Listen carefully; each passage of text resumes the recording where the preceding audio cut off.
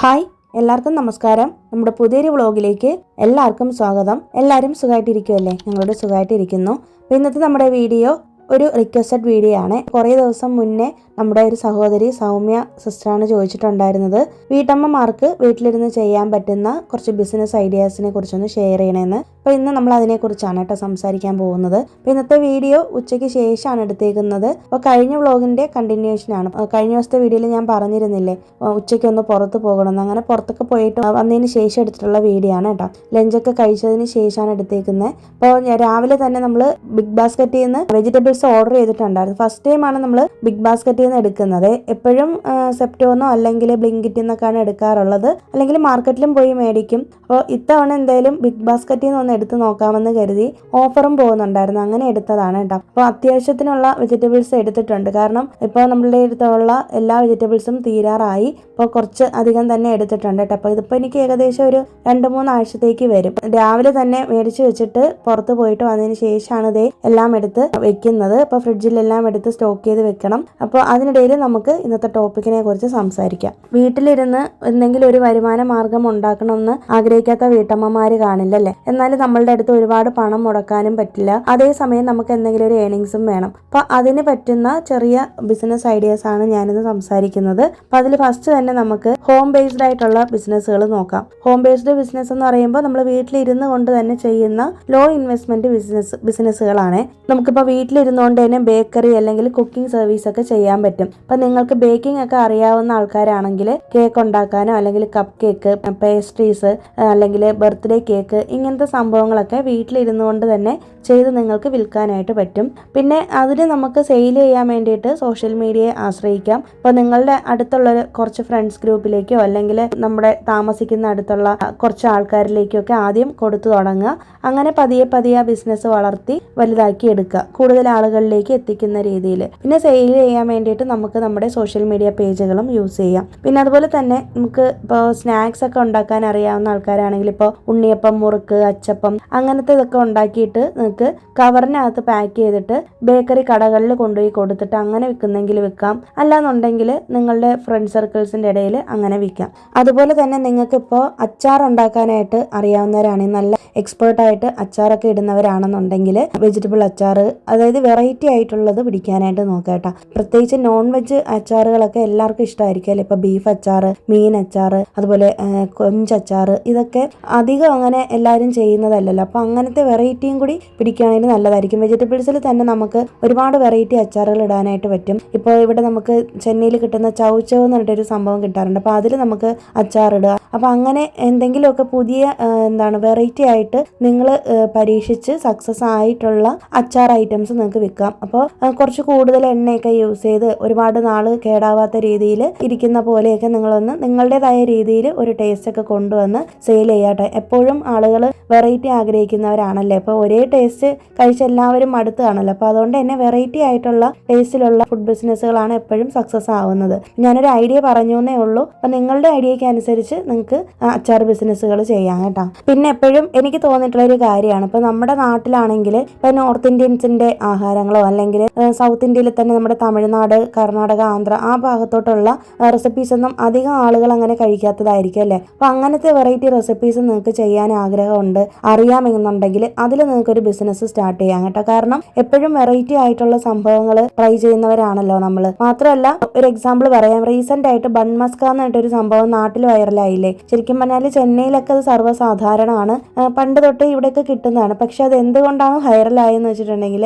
അത് നോർത്തിൽ അത്യാവശ്യം നല്ല രീതിയിൽ എല്ലാവരും കഴിക്കുന്നതും അത്യാവശ്യം നല്ല ടേസ്റ്റ് ഉള്ളതായിട്ടുള്ളൊരു സാധനമാണ്. അപ്പോൾ അതുകൊണ്ടാണ് നമ്മുടെ നാട്ടിൽ അത് ഇൻട്രൊഡ്യൂസ് ചെയ്തപ്പോൾ പെട്ടെന്നൊരു അക്സെപ്റ്റൻസ് കിട്ടിയത്. അപ്പോൾ എന്ന് പറഞ്ഞതുപോലെ നമുക്ക് അറിയാവുന്ന അല്ലെങ്കിൽ നമ്മുടെ സുഹൃത്തുക്കളിൽ നിന്ന് ചോദിച്ചിട്ടോ അല്ലെങ്കിൽ നമുക്ക് തന്നെ യൂട്യൂബിലൊക്കെ നോക്കിയാലും ഒക്കെ ഒരുപാട് വെറൈറ്റി മറ്റ് സംസ്ഥാനങ്ങളിൽ ഫേമസ് ആയിട്ടുള്ള സാധനങ്ങളുണ്ട്. ഇപ്പോൾ കുനാഫയൊക്കെ ആണെങ്കിലും കൂടുതൽ ഗൾഫ് നാടുകളിലാണല്ലോ കിട്ടുന്നത്. അതൊക്കെ ഇവിടെ ഭയങ്കര ഡിമാൻഡാണ് നല്ല റേറ്റാണ്. അപ്പോൾ അതൊക്കെ നമ്മൾ ഉണ്ടാക്കാനായിട്ട് യൂട്യൂബിൽ തന്നെ നോക്കി നിങ്ങൾക്ക് റെസിപ്പീസ് പഠിച്ചു കഴിഞ്ഞാൽ ഒരു ബിസിനസ് ആയിട്ട് സ്റ്റാർട്ട് ചെയ്യാൻ പറ്റും അപ്പോൾ അതെൻ്റെ ഒരു പേഴ്സണൽ ആയിട്ടുള്ള ഒരു ഒപ്പീനിയനാണ്. നിങ്ങൾക്ക് വേണമെന്നുണ്ടെങ്കിൽ അങ്ങനെയും കൂടി ട്രൈ ചെയ്ത് നോക്കാം. അതുപോലെ തന്നെ കേരളത്തിന് പുറത്ത് താമസിക്കുന്ന, ഇപ്പം ഞങ്ങൾ ചെന്നൈയിലാണല്ലോ, അപ്പം അതുപോലെ ഇവിടെ താമസിക്കുന്ന ആളുകൾ ഒത്തിരി പേര് നാട്ടിലത്തെ ഫുഡ് ബിസിനസ് ചെയ്യുന്നുണ്ട്. ഇപ്പം ഞങ്ങൾ ഇടയ്ക്കിടയ്ക്ക് ഞാൻ പറയാറില്ലേ, നമ്മൾ റീന പോൾ കിച്ചൺ എന്ന് പറഞ്ഞിട്ടൊരു കടയിൽ നിന്ന് ഇതുപോലെ ഒരു പൊതിച്ചോറ് എടുക്കാറുണ്ട്. ഭയങ്കര ഇഷ്ടമാണ് ഞങ്ങൾക്ക്, നല്ല ടേസ്റ്റ് ആണെന്ന്. അപ്പോൾ അവരിങ്ങനെ സൊമാറ്റോ വഴി മാത്രമാണ് സെയിൽ ചെയ്യുന്നത്. അവർക്ക് അവിടെ ഷോപ്പൊന്നും ഇല്ല, വീട്ടിലിരുന്ന് ഒരു ചേച്ചി ചെയ്യുന്നൊരു ബിസിനസ്സാണ് കേട്ടോ. അപ്പോൾ ഞങ്ങൾ എപ്പോഴും ഇവിടെ പറയാറുണ്ട്, നല്ല ടേസ്റ്റ് ആണ്, നമുക്കിപ്പോൾ നാട് അങ്ങനെ മിസ് ചെയ്യത്തില്ല അവിടുത്തെ ഒരു പൊതിച്ചോറൊക്കെ കഴിച്ചു കഴിഞ്ഞാലെന്ന്. അതൊരു വീട്ടമ്മയാണ് ചെയ്യുന്നതെന്നാണ് എനിക്ക് തോന്നുന്നത് കേട്ടോ. ഒരാൾ വീട്ടിലിരുന്ന് ചെയ്യുന്നൊരു ബിസിനസ്സാണ്. അതുപോലെ നമ്മളിപ്പോൾ കേരളത്തിന് പുറത്താണെന്നുണ്ടെങ്കിൽ നിങ്ങളുടെ ഒരു കമ്മ്യൂണിറ്റിയിൽ അല്ലെങ്കിൽ നിങ്ങളുടെ ഒരു സർക്കിളിനിടയിൽ നമ്മുടെ നാട്ടിലെ ആഹാരങ്ങൾ ഇങ്ങനെ ഉണ്ടാക്കി വിൽക്കാനായിട്ട് ശ്രമിച്ച് നോക്കൂ. അതുപോലെ തന്നെ നിങ്ങൾക്കിപ്പോൾ ടിഫിനൊക്കെ ഉണ്ടാക്കാനായിട്ട് അറിയാവുന്ന ആൾക്കാരാണെങ്കിൽ, ഇപ്പോൾ നമുക്ക് ഇവിടെ ചെന്നൈയിലാണെങ്കിലും ഇപ്പോൾ രാവിലത്തെ ബ്രേക്ക്ഫാസ്റ്റ് ഇങ്ങനെ വീടുകളിൽ ഉണ്ടാക്കി കൊടുക്കുന്നുണ്ട് കേട്ടോ. അപ്പോൾ നമുക്ക് ഇഡ്ഡലിയോ ദോശയോ എന്താണെന്ന് വെച്ചാൽ ഇടിയപ്പം, അപ്പോൾ അതിന് വേണ്ടുന്ന കറികളും അങ്ങനെ ബ്രേക്ക്ഫാസ്റ്റ് ഐറ്റംസ് മാത്രമായിട്ട് ഒരു ടിഫിൻ സെന്റർ പോലെ നമ്മൾ വീട്ടിൽ തന്നെ ഉണ്ടാക്കിയിട്ട് സെയിൽ ചെയ്താൽ മതി. അതുപോലെ തന്നെ മിക്കവാറും എല്ലാ ആളുകളും ഇപ്പോൾ ജോലിക്ക് പോകുന്നവരാണല്ലേ. ഇപ്പോൾ ജോലിക്ക് പോകുന്നതിനിടയിൽ ആളുകൾക്ക് ഇപ്പോൾ ഈ ഇഞ്ചി വെളുത്തുള്ളി പേസ്റ്റ് ഉണ്ടാക്കാനും അല്ലെങ്കിൽ അതൊക്കെ ഇങ്ങനെ പൊളിച്ച് വെക്കാനും അല്ലെങ്കിൽ വെജിറ്റബിൾസ് ഒക്കെ കട്ട് ചെയ്തെടുക്കാനും എന്നുള്ള സമയം കാണില്ലല്ലേ. അപ്പം അങ്ങനെയുള്ള ആളുകൾക്ക് വേണ്ടിയിട്ട് നമുക്ക് വേണമെങ്കിൽ അവരെ ടാർഗറ്റ് ചെയ്തുകൊണ്ട് വെജിറ്റബിൾസ് ഒക്കെ കട്ട് ചെയ്ത് ബോക്സിനകത്താക്കി അങ്ങനെ അത് വേണമെങ്കിൽ സെയിൽ ചെയ്യാം. അതായത് മീൽ പ്രിപ്പ് സംഭവങ്ങളൊക്കെ. അപ്പോൾ അതിനകത്ത് തന്നെ നമുക്ക് ഈ മുളക് പൊടി മല്ലിപ്പൊടി ഉണ്ടാക്കി കൊടുക്കുക, പിന്നെ അരിപ്പൊടി, അങ്ങനത്തെ സംഭവങ്ങളൊക്കെ നമുക്ക് വീട്ടിൽ തന്നെ ചെയ്ത് ഹോം മെയ്ഡ് ആയിട്ട് ചെയ്ത് കൊടുക്കാം. മായമൊന്നും ഇല്ലാതെ അങ്ങനെ ചെയ്ത് കൊടുക്കാം. പിന്നെ ഇഡ്ഡലി പൗഡറിൽ തന്നെ ഒരുപാട് വെറൈറ്റി ഒക്കെ ഇപ്പോൾ കിട്ടുന്നുണ്ട്. നമ്മൾ ആദ്യം കുറച്ച് ആൾക്കാരിലേക്ക് അത് എത്തിച്ചതിന് ശേഷം നമ്മുടെ ബിസിനസ് പതിയെ വളരുന്നതിനനുസരിച്ച് വലിയൊരു കമ്മ്യൂണിറ്റിയിലേക്ക് അത് സെയിൽ ചെയ്യുക. അങ്ങനെ അത്യാവശ്യം ആളുകൾ അറിഞ്ഞു തുടങ്ങുന്ന സമയത്ത് തൊട്ടടുത്തുള്ള സൂപ്പർ മാർക്കറ്റുകളിലോ ചെറിയ കടകളിലോ ഒക്കെ ഇത് വിൽക്കാനായിട്ട് കൊടുക്കുക. പിന്നെ അത് ലൈസൻസ് ഒക്കെ എടുത്തിട്ട് നല്ല രീതിയിൽ നിങ്ങൾക്ക് ബിസിനസ് മുന്നോട്ട് കൊണ്ടുപോകാനായിട്ട് സാധിക്കും. ഇവിടെ ചെന്നൈയിൽ ഞാൻ പലപ്പോഴും കണ്ടിട്ടുള്ളതാണ് കേട്ടോ. നമ്മൾ പുറത്തൊക്കെ പോകുന്ന സമയത്ത് ഇപ്പോൾ ഉച്ചയ്ക്ക് ഒരു 12 മണി ഒരു മണി ആ ഒരു സമയത്ത് ഇതുപോലെ സ്കൂളിൻ്റെ കോളേജിൻ്റെ അല്ലെങ്കിൽ ഓഫീസിൻ്റെ ഒക്കെ ഫ്രണ്ടിൽ ഇതുപോലെ ചെറിയ ബോക്സുകളിലാക്കിയിട്ട് ലഞ്ച് കൊണ്ടുവന്ന് വിൽക്കുന്നത് കണ്ടിട്ടുണ്ട്. ഇപ്പം നമ്മുടെ നാട്ടിലാണെങ്കിൽ പൊതിച്ചോറ് അങ്ങനെ ചെയ്യുന്നത് കണ്ടിട്ടുണ്ട്. പക്ഷേ ഇവിടെയാണെങ്കിൽ ചെന്നൈയിലൊക്കെ ആണെങ്കിൽ ഒരു ചെറിയൊരു ബോക്സിനകത്ത് തൈര് സാദം, തക്കാളി സാദം, ബ്രിഞ്ച് അതായത് പ്ലെയിൻ ബിരിയാണി,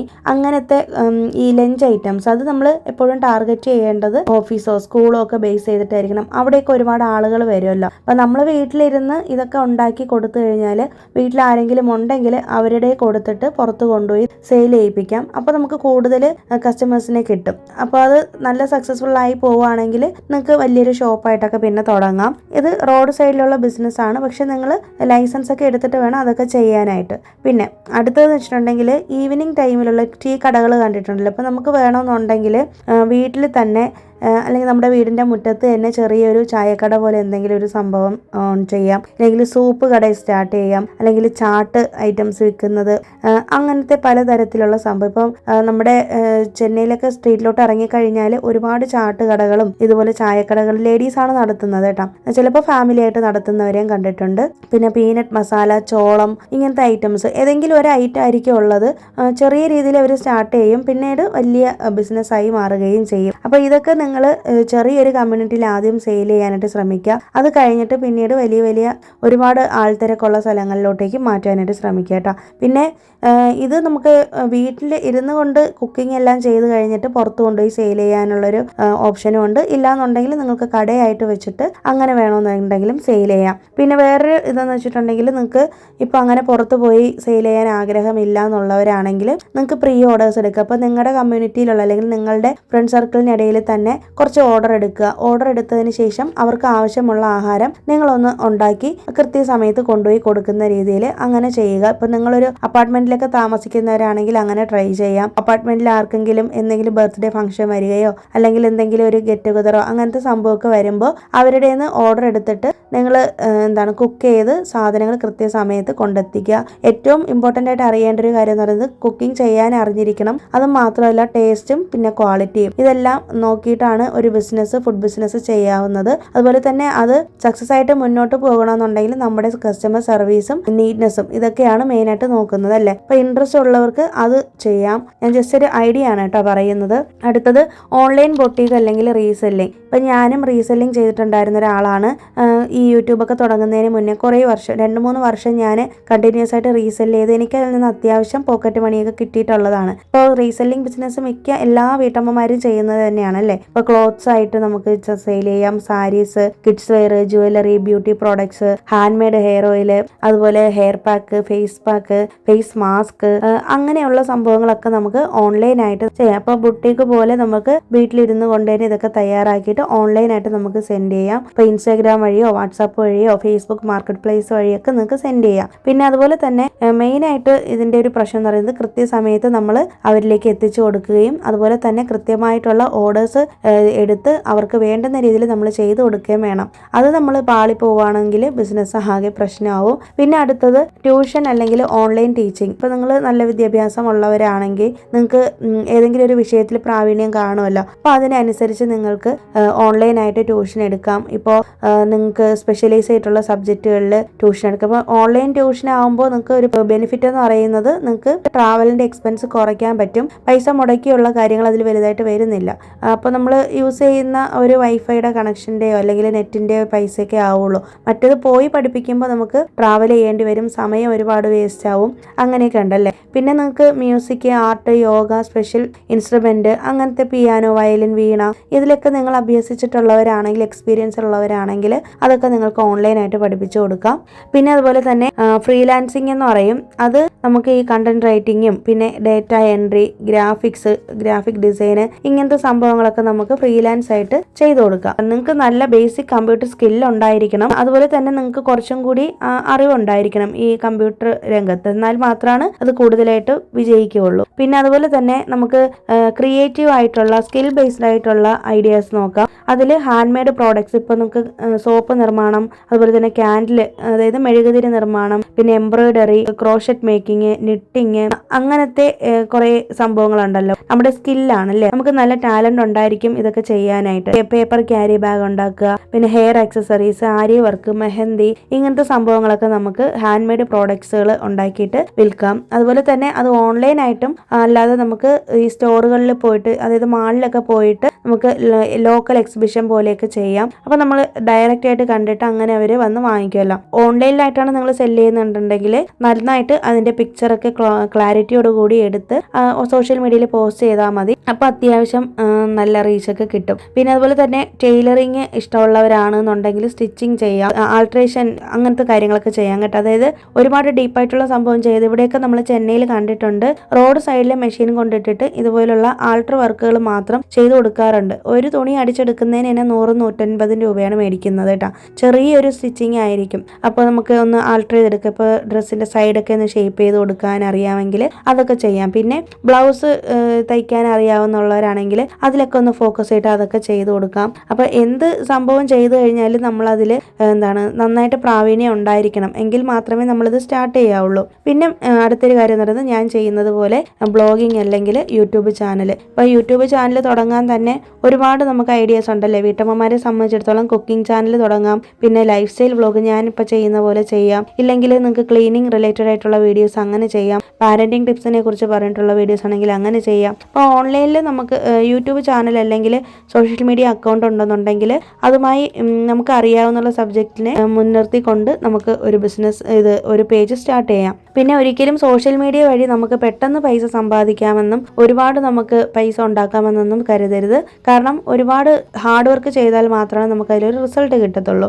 കുറേ നമ്മളിങ്ങനെ ഹാർഡ് വർക്ക് ചെയ്ത് ഗ്രാജുവലി നമുക്ക് അതിൽ നിന്നൊരു റിസൾട്ട് കിട്ടുകയേ ചെയ്യുള്ളൂ. അപ്പോൾ പെട്ടെന്നൊരു വരുമാനം ഉണ്ടാക്കാനായിട്ട് ഒരിക്കലും സോഷ്യൽ മീഡിയ ഒന്നും പറ്റത്തില്ല. പിന്നെ നല്ല ക്ഷമ വേണം, ഹാർഡ് വർക്ക് വേണം. എന്ത് തരത്തിലുള്ള കമൻസ് വന്നു കഴിഞ്ഞാലും നമ്മളതൊക്കെ നേരിടണം. അങ്ങനെ കുറേ കാര്യങ്ങളൊക്കെ ഉണ്ട്. അപ്പോൾ അതൊക്കെ ശ്രദ്ധിച്ച് മുന്നോട്ട് പോകാൻ കഴിവുള്ളവരാണെങ്കിൽ ഉറപ്പായിട്ടും യൂട്യൂബ് ചാനൽ സ്റ്റാർട്ട് ചെയ്യാം. കഴിഞ്ഞ ദിവസം ഒരു കമന്റ് വന്നിട്ടുണ്ടായിരുന്നു, എൻ്റെ ചാനലിൽ ഒരുപാട് വീട്ടമ്മമാരാണല്ലോ ഉള്ളത്, അപ്പോൾ അതുകൊണ്ട് തന്നെ ഒന്ന് ഈ യൂട്യൂബ് ചാനൽ തുടങ്ങുന്നതിനെ പറ്റി ഒരു വീഡിയോ ചെയ്യാമോ എന്ന് ചോദിച്ചിട്ടുണ്ടായിരുന്നു കേട്ടോ. അപ്പോൾ അടുത്ത വീക്കിൽ എന്തായാലും ഞാൻ അതിനെക്കുറിച്ചൊരു വീഡിയോ ചെയ്യാം. ഞാൻ എങ്ങനെയാണ് വീഡിയോ എടുക്കുന്നതെന്നും എഡിറ്റിംഗ് ചെയ്യുന്നതെന്നും അതൊക്കെ ഇൻക്ലൂഡ് ചെയ്തിട്ടുള്ളൊരു വീഡിയോ ഞാൻ ഉറപ്പായിട്ടും ചെയ്യുന്നതായിരിക്കും കേട്ടോ. അപ്പോൾ ഇത്രയും ഐഡിയാസാണ് എനിക്ക് മനസ്സിൽ തോന്നിയത്. ഇനി നിങ്ങൾക്ക് തോന്നിയ ഐഡിയാസ് ഉറപ്പായിട്ടും കമൻറ്റിൽ അറിയിച്ചേക്കണം. അപ്പോൾ ആർക്കെങ്കിലും ഉപകാരപ്പെടുന്നുണ്ടെങ്കിൽ ആവട്ടെ. അപ്പോൾ എന്തായാലും നമ്മൾ സംസാരിക്കുന്നതിനിടയിൽ വൈകുന്നേരത്തേക്കുള്ള പാല് മേടിച്ചിട്ടുണ്ട്. ശരിക്കും ഇന്ന് മഴ പെയ്തൊരു ദിവസമായിരുന്നേ. അപ്പോൾ പ്രതീക്ഷിച്ചിരിക്കാതെ മഴ പെയ്തതാണ്. അങ്ങനെ ഇവിടെ മഴയൊന്നും എപ്പോഴും ഒന്നും പെയ്യാറില്ല, പക്ഷെ എന്തോ ഇന്നത്തെ ദിവസം മഴയായിരുന്നു. അപ്പോൾ വൈകുന്നേരം ഹസ്ബൻഡ് പറഞ്ഞു നമുക്ക് പാല് മേടിച്ചിട്ട് ചായ ഇട്ടിട്ട് അതുപോലെ തന്നെ കുറച്ച് വടയും ബോണ്ടയും മുളക് ബജിയൊക്കെ മേടിച്ചിട്ടുണ്ട് കേട്ടോ. അപ്പോൾ അതൊക്കെ മേടിച്ചുകൊണ്ട് വന്നതാണ്. എപ്പോഴും നമ്മളിങ്ങനെ ചായ കുടിക്കാമല്ലോ, പ്രത്യേകിച്ച് ഈവനിങ് സമയത്ത്. അപ്പോൾ ഇന്നിപ്പോൾ മഴ ആയതുകൊണ്ട് പെട്ടെന്ന് പാല് മേടിച്ചതാണ് കേട്ടോ. അപ്പോൾ എനിക്കാണെങ്കിൽ സത്യം പറഞ്ഞാൽ ചായ ഇടാനായിട്ട് അറിയാത്ത ഒരാളാണ്. എനിക്ക് ബാക്കിയുള്ള ഒരു ആഹാരം ഉണ്ടാക്കുന്നതിലും ഒരു ബുദ്ധിമുട്ടും തോന്നിയിട്ടില്ല കേട്ടോ. വീട്ടിൽ ഇങ്ങനെ ഗസ്റ്റൊക്കെ വരുന്ന സമയത്ത് അമ്മ എന്നോട് ചായ ഇടാൻ പറയുമ്പോൾ എനിക്ക് ഭയങ്കര ബുദ്ധിമുട്ടാണ്. കാരണം ഞാൻ എങ്ങനെയൊക്കെ ചായ ഇട്ടാലും എനിക്ക് ശരിയാവത്തില്ല. അപ്പം ഞാൻ ഈ അടുത്തിടയ്ക്ക് ഒരു വീഡിയോ കണ്ടതാണ്. അപ്പം നമ്മൾ ആദ്യം തേയില ഇടണം, കട്ടൻ ചായ ഇട്ടിട്ട് നല്ല കടുപ്പത്തിലിട്ടിട്ട് അതിനകത്ത് വേണം പാലൊഴിക്കാനായിട്ട്. അതും മാത്രമല്ല അതിൽ പ്രത്യേകിച്ച് അളവൊക്കെ ഉണ്ട്. ഇത്ര അളവിന് പാലെടുക്കുക, ഇത്ര അളവിന് വെള്ളം എടുക്കുക, ഇത്ര അളവിന് ചായപ്പൊടി എടുക്കുക, അങ്ങനെയൊക്കെ ഉണ്ട്. പക്ഷേ ഞാൻ എപ്പോഴും അങ്ങനെ ആ വീഡിയോ കണ്ടതിന് ശേഷം അങ്ങനെ തന്നെ ചെയ്യണമെന്ന് ഓർക്കുമെങ്കിലും പക്ഷെ സമയമാകുമ്പോൾ ഞാൻ പാലും വെള്ളവും കൂടി ഒരുമിച്ച് വെച്ച് തിളപ്പിച്ചിട്ടാണ് ഈ ചായപ്പൊടി ഇടുന്നത് കേട്ടോ. അപ്പോൾ ചായപ്പൊടി നമ്മളെ ഇവിടുത്തെ ചെന്നൈയിൽ നിന്ന് മേടിക്കുന്ന AVTക്ക് അത്ര കടുപ്പമൊന്നും ഇല്ല. അപ്പോൾ കുറേ പൊടി ഇട്ടാലേ നന്നായിട്ട് കടുപ്പം കാണുള്ളൂ. മാത്രമല്ല ഇവിടുത്തെ പാല് നല്ല കട്ടിയാണ്, നാട്ടിലത്തെ പാല് പോലെ അല്ല. അപ്പോൾ ഒരുപാട് വെള്ളം ചേർത്ത് ഇടുന്നതൊന്നും ഇവിടെ ഹസ്ബൻഡിന് ഇഷ്ടമല്ല. അപ്പോൾ കടുപ്പം നന്നായിട്ട് കിട്ടാൻ വേണ്ടി ഞാൻ കുറേ പൊടി വാരി ഇടും. പിന്നെ ഞാൻ എപ്പോഴും ഇഞ്ചിയും ഏലക്കയും കൂടി ചതച്ചിട്ടാണ് ചായ ഇടുന്നത് കേട്ടോ. പ്ലെയിൻ ചായ ഞങ്ങൾ അങ്ങനെ കുടിക്കാറില്ല, എപ്പോഴൊന്നും ഇല്ലല്ലോ, വല്ലപ്പോഴും ആണ്. പക്ഷേ എനിക്ക് ഭയങ്കര പേടിയാണ് ഈ ചായ ഇടാനായിട്ട്. അപ്പോൾ എന്നെ പോലെ ചായപ്പേടിയുള്ള ആരെങ്കിലും ഉണ്ടോ എന്നൊന്ന് കമൻറ്റ് ചെയ്തേക്കും. കാരണം എനിക്ക് ഒട്ടും കംഫർട്ട് അല്ലാത്തൊരു സംഭവമാണ് ഈ ഒരു കുക്കിങ്ങിൻ്റെ കാര്യത്തിൽ ഒരു ചായ ഇടുന്നത്. അപ്പം ഓരോരുത്തർക്കും ഓരോ ഐറ്റത്തോട് ഇങ്ങനെ ഒരു പേടി കാണും അല്ലേ. ചിലർക്ക് ബിരിയാണി ഉണ്ടാക്കാനുള്ളൊരു ഇത് കാണത്തില്ല, ചിലർക്ക് നോൺ വെജ് വെക്കാനുള്ളൊരിതായിരിക്കും, ചിലർക്ക് വെജ് വെക്കാനായിരിക്കും. അപ്പം ഓരോരുത്തർക്കും ഓരോ രീതിയല്ലേ. എനിക്ക് ചായയാണ് മെയിൻ പേടിയുള്ളൊരു സാധനം. ഇപ്പം നാട്ടിലൊക്കെ പോവുകയാണെങ്കിലും അമ്മേനോട് ചായ ഇടാൻ പറഞ്ഞ് ഇപ്പോഴും ഞാൻ ഇടത്തില്ല കേട്ടോ. അപ്പോൾ നാത്തൂനുള്ളതുകൊണ്ട് നാത്തൂനോട് പറയും ഇടാനായിട്ട്. അപ്പം വീട്ടിൽ വേറെ വഴിയില്ലാത്തതുകൊണ്ട് ഞാൻ ഇടുന്നതാണ്. പിന്നെ എൻ്റെ ചായ എനിക്കിഷ്ടമാണ്, പക്ഷെ വേറെ ആർക്കും ഇഷ്ടപ്പെടില്ല, അതാണ് പ്രശ്നം.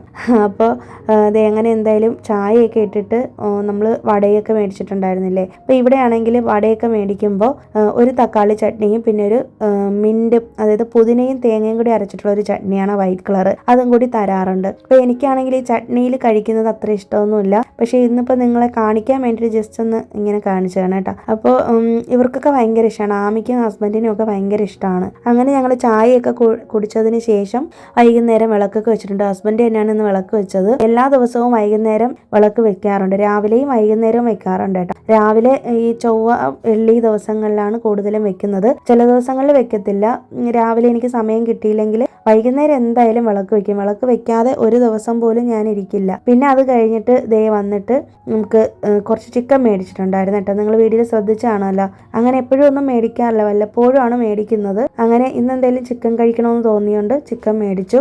ഞാൻ ഉച്ചയ്ക്ക് തന്നെ അത് മാരിനേറ്റ് ചെയ്ത് ഫ്രിഡ്ജിലോട്ട് വെച്ചായിരുന്നേ. അപ്പം അതിനകത്ത് മുളക് പൊടി, മഞ്ഞൾപ്പൊടി, ഇഞ്ചി വെളുത്തുള്ളി പേസ്റ്റ്, ഉപ്പ്, പിന്നെ കുറച്ച് തൈര്, ഗരം മസാല, ഞാൻ വീട്ടിലുണ്ടാക്കിയ ഗരം മസാലയാണ്, അതെല്ലാം കൂടി ഇട്ടിട്ട് മാരിനേറ്റ് ചെയ്താണ് മാറ്റി വെച്ചിരുന്നത്. പിന്നെ അതേ കുക്കറിലാണെന്ന് കറി വെക്കുന്നത്. സിമ്പിൾ ചിക്കൻ കറിയാണ്. എനിക്ക് ഇനിയിപ്പോൾ ആമിയെ പഠിപ്പിക്കാനിരിക്കണം. അപ്പം അതുകൊണ്ട് തന്നെ പെട്ടെന്ന് ഇതൊക്കെ ചെയ്ത് വെച്ചിട്ട് വേണം പഠിപ്പിക്കാൻ പോകാനായിട്ട്. കുക്കറിൽ എണ്ണ ഒഴിച്ചിട്ട് പെരിഞ്ചീരകവും കറിവേപ്പിലയും കൂടി ഇട്ട് കൊടുത്തു. പിന്നെ അത് കഴിഞ്ഞിട്ട് സവോള ഇട്ടതിന് ശേഷം അതിലേക്ക് തക്കാളി, ഒരു 2 തക്കാളി ചേർത്ത് കൊടുത്തിട്ടുണ്ട്. ഒരുപാടൊന്നും സവാള വഴറ്റുന്നില്ല കേട്ടോ, ചെറുതായിട്ടൊന്ന് വഴറ്റിയിട്ട് നമ്മളിത് നേരത്തെ മാരിനേറ്റ് ചെയ്ത് വെച്ചേക്കുന്ന ചിക്കൻ ഇതിലേക്ക് ഇട്ട് കൊടുക്കുവാണ്. അപ്പം ഞാൻ എപ്പോഴും ചിക്കൻ കറി വെക്കുന്നത് കൂടുതലും ഈ കുക്കറിൽ തന്നെയാണ് കേട്ടോ, സിമ്പിളായിട്ട് വെക്കും. എന്നിട്ട് കുറച്ച് വെള്ളമാണ് ഒഴിക്കുന്നത്, വെള്ളം ഒഴിക്കേണ്ട കാര്യമില്ല, എന്നാലും കുറച്ച് വെള്ളം ഒഴിച്ചു കൊടുത്തിട്ടുണ്ട്. ഞാൻ എപ്പോഴും കുക്കർ മൂടിയതിന് ശേഷം 2 വിസിലാണ് കേൾപ്പിക്കുന്നത്. കാരണം എനിക്ക് ഒരു വിസിൽ കേൾപ്പിച്ചാലും ഒരു ഡൗട്ടാണ് ചിക്കൻ വേവോ ഇല്ലയോ എന്നുള്ളത്. അപ്പം അങ്ങനെ 2 വിസിൽ വെക്കാനായിട്ട് അവിടെ മാറ്റി വെച്ചു. അതൊരടുപ്പത്ത് ആവുന്നുണ്ട്. പിന്നെ ഇന്ന് നമുക്ക് നൈറ്റ് ഡിന്നറിന് വേണ്ടിയിട്ട് ചപ്പാത്തി തലേ ദിവസം വെച്ചത് ഇരിപ്പുണ്ടായിരുന്നു കേട്ടോ, അത് ഞാൻ ഫ്രിഡ്ജിൽ വെച്ചിരുന്നതാണ്. അപ്പോൾ അതൊന്ന് ആവിയിലൊന്ന് വേവിച്ചെടുക്കണം. ചപ്പാത്തി ഇങ്ങനെ പഴയത് ഇരിപ്പുണ്ടെങ്കിൽ ഞാൻ ഫ്രിഡ്ജിൽ വെച്ചിട്ട് പിറ്റേ ദിവസം ഇങ്ങനെ ആവിയിൽ വേവിച്ചെടുക്കാറുണ്ട്. അപ്പോൾ ഇന്നിപ്പോൾ എന്തെങ്കിലും ഡിന്നറിന് വേണ്ടിയിട്ട് ചപ്പാത്തി ഉണ്ടാക്കേണ്ട ഒരു ആവശ്യം വന്നിട്ടില്ല. പിന്നെ അതുപോലെ തന്നെ ചപ്പാത്തി 2-3 ഉണ്ടായിരുന്നുള്ളൂ, അത് തികയാതെ വന്നപ്പോൾ ഞാൻ കുറച്ച് നീർദോശയും കൂടി ഉണ്ടാക്കി. അപ്പോൾ നീർദോശ ഉണ്ടാക്കുന്നതിൻ്റെ വീഡിയോ ഞാൻ മുന്നേ പണ്ടൊരിക്കൽ കാണിച്ചിട്ടുണ്ട് കേട്ടോ. നിങ്ങൾക്ക് അതിൻ്റെ റെസിപ്പി വേണമെങ്കിൽ വേണമെങ്കിൽ പറഞ്ഞാൽ മതി. ഞാൻ ചെയ്യുന്ന രീതിക്ക് കാണിച്ചു തരാം. നല്ല ടേസ്റ്റ് ആണ് കേട്ടോ നീർദോശ. ശരിക്കും പറഞ്ഞാൽ ഞാൻ നീർദോശ ഉണ്ടാക്കാൻ വേണ്ടിയിട്ടല്ല അത് ചെയ്തത്. തലേ ദിവസം അരി ഉഴുന്നും വെള്ളത്തിലിടാനായിട്ട് നോക്കിയപ്പോൾ ഉഴുന്ന് തീർന്നു പോയി. പിന്നെ നോക്കിയപ്പോഴത്തേക്കൊണ്ട് അപ്പത്തിനിടാമെന്ന് പറഞ്ഞിട്ട് പച്ചരി വെള്ളത്തിലിട്ടതാണ്. അങ്ങനെ അപ്പം അരയ്ക്കാൻ വേണ്ടിയിട്ടുള്ള ഈസ്റ്റ് നോക്കിയപ്പോൾ ഈസ്റ്റും ഇല്ല. അപ്പോൾ അത് തീർന്നത് കൊണ്ട് പിന്നെ ഞാൻ ഓർത്തു ഇനിയിപ്പോൾ എന്തായാലും നീർദോശയ്ക്ക് തന്നെ അരച്ച് വെക്കാമെന്ന്. അങ്ങനെ അരച്ച് രാവിലെ കുറച്ച് ഉണ്ടാക്കി അതിനുശേഷം ബാക്കി മാവെടുത്ത് ഞാൻ ഫ്രിഡ്ജിൽ സൂക്ഷിച്ചിരുന്നു കേട്ടോ. അതും കൂടി ചുട്ടെടുക്കും. ഞാനിതിപ്പോൾ നീർദോശ ചുട്ടെടുക്കുന്നതെന്ന് വീഡിയോയിൽ കാണിച്ചിട്ടില്ല. ഇതിനിടയിൽ തന്നെ നമ്മുടെ ചിക്കനൊക്കെ 2 വിസിലൊക്കെ കേളിട്ട് വെന്ത് വന്നിട്ടുണ്ട്. അപ്പോൾ ഉപ്പൊക്കെ പാകത്തിന് ഉണ്ടോ എന്നൊക്കെ നോക്കിയിട്ട് അതൊക്കെ ഇട്ട് കൊടുത്തു. കുറച്ചധികം തന്നെ കുരുമുളക് പൊടിയും പിന്നെ ഗരം മസാലയൊക്കെ ഇട്ട് കൊടുത്തിട്ടുണ്ട്. പിന്നെ ഞാൻ എപ്പോഴും ചിക്കൻ കറി വയ്ക്കുന്ന സമയത്ത് കുറച്ച് തേങ്ങ ഇങ്ങനെ അരച്ച് ചേർക്കും, ഇല്ലെങ്കിൽ വറുത്തരച്ച് ചേർക്കാറുണ്ട് കേട്ടോ. അപ്പോൾ ഇന്നിപ്പോൾ തേങ്ങയൊന്നും ചേർക്കുന്നില്ല. ഞാൻ പറഞ്ഞല്ലോ സിമ്പിളായിട്ടുള്ളൊരു കറിയാണ്. എനിക്ക് പെട്ടെന്ന് കറി വെച്ചിട്ട് മോളെ പഠിപ്പിക്കാനായിട്ടിരിക്കണം. നാട്ടിലൊക്കെ ആണെങ്കിൽ ഇങ്ങനെ മല്ലിയിലയൊന്നും ചിക്കൻ കറിയിൽ ഇടാറില്ലായിരുന്നു. അവിടെ വീട്ടിൽ എൻ്റെ അമ്മയ്ക്കും ഒന്നും ആർക്കും ഇഷ്ടമില്ല. അപ്പം സാധാരണ എപ്പോഴും ഞാനിവിടെ ആണെങ്കിലും കറിവേപ്പില മാത്രം ഇട്ട് തന്നെയാണ് എടുക്കുന്നത്. പക്ഷേ ഇത്തവണ ഞാൻ എന്തായാലും മല്ലിയിലയും കുറച്ച് കറിവേപ്പിലേക്ക് ഒന്ന് കൂടുതൽ ഇട്ട് കൊടുത്തിട്ടുണ്ട്. അപ്പോൾ അതിൻ്റെ ഒരു ടേസ്റ്റ് വ്യത്യാസം വരും. ആമിക്ക് വലിയ ഇഷ്ടമൊന്നുമില്ല, പക്ഷെ എന്നാലും ഇന്നെന്തോ എനിക്ക് ചെയ്യണമെന്ന് തോന്നി അങ്ങനെ ചെയ്തതാണ് കേട്ടോ. ഓരോ ദിവസം ഓരോ രീതിയിലൊക്കെയാണ് ചെയ്യുന്നത്. ഞാൻ കൂടുതലും സിമ്പിളായിട്ടുള്ള കറികൾ വെക്കാനാണ് ശ്രമിക്കുന്നത് എപ്പോഴും. അങ്ങനെ ഇതൊന്ന് തിളപ്പിച്ചെടുത്തതിന് ശേഷം ഫ്ലെയിം ഓഫ് ചെയ്ത് വെച്ചിട്ടുണ്ട്. അപ്പോൾ നമ്മൾ കഴിക്കാൻ എടുക്കുന്ന സമയത്ത് കുറച്ചും കൂടി നല്ല തിക്കായിട്ട് കിട്ടും. അപ്പോൾ കുറച്ച് ചാറ് കൂടുതലുള്ള പോലെയാണ് ഞാൻ ഗ്രേവി വെച്ചേക്കുന്നത്.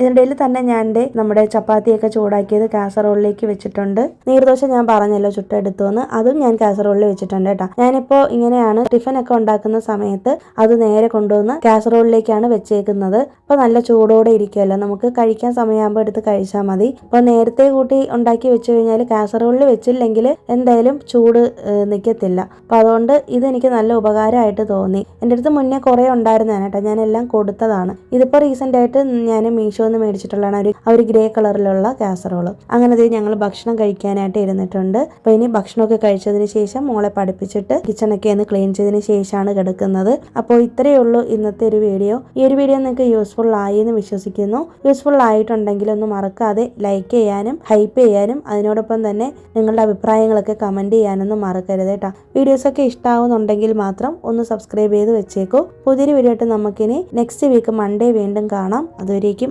എല്ലാവർക്കും ബൈ. Thanks for watching.